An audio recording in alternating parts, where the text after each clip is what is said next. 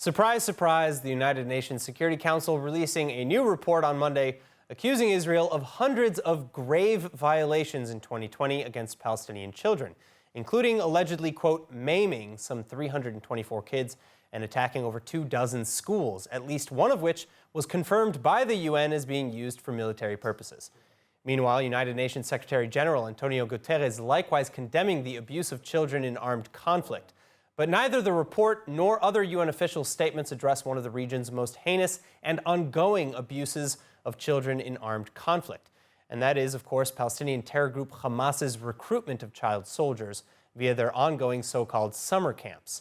Joining me to discuss is media analyst with Honest Reporting, Emanuel Miller. Thank you very much. Emanuel, thank you so much for being here. Yeah. Thank you. All right. First of all, what can you tell us about these camps? Who do they target for recruitment specifically in terms of children or otherwise? And how many campers are there? Well, in terms of the numbers, we know that according to the Jerusalem Post correspondent, we have 50,000 who have signed up. Just this year? Just this year.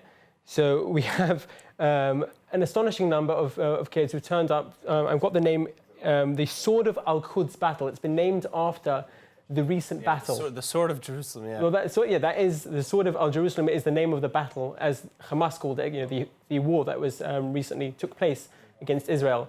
So it's very clearly a military training camp. This isn't your average summer camp.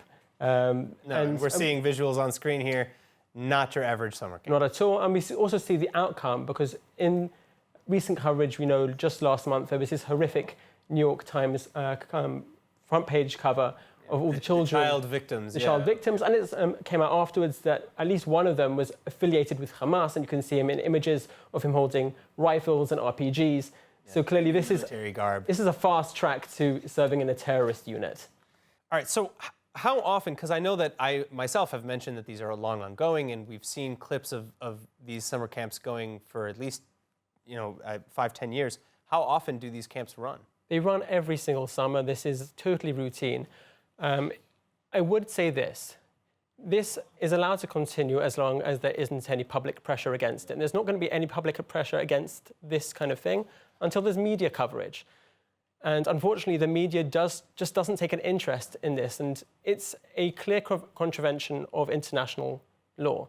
And unfortunately, we have media coverage of suspected or insinuated Israeli war crimes when none actually exist. And this is a definite war crime. And yet media coverage is scant, if non-existent. So it's absolutely vital that the media get on this.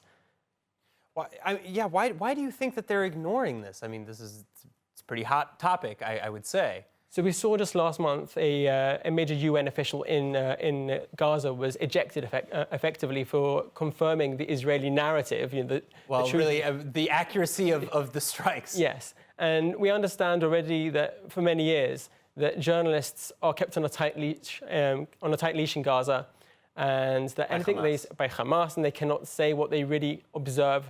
They have footage in the cameras destroyed if it's too damning for Hamas, for its public image. So they are aware of the fact that they have to toe a very tight, a very specific line. And if they give too much away, then Hamas won't allow them back in.